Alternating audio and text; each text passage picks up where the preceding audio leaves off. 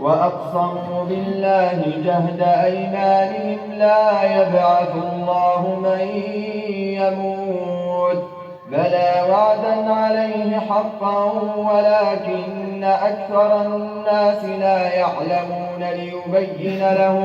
ليبين لهم الذي اختلفوا فيه وليعلم الذين كفروا أنهم كانوا كاذبين.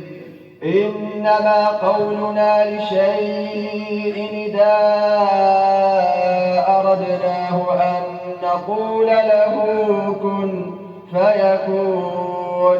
والذين هاجروا في الله من بعد ما ظلموا لنبوئنهم في الدنيا حسنة ولأجر الآخرة أكبر لو كانوا يعلمون.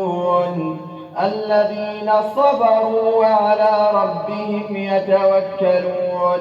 وما أرسلنا من قبلك إلا رجالا يوحى إليهم فاسألوا أهل الذكر إن كنتم لا تعلمون بالبينات والزبر وأنزلنا إليك الذكر لتبين للناس ما نزل إليهم ولعلهم يتفكرون. أفأمن الذين مكروا السيئات أن يخسف الله بهم الأرض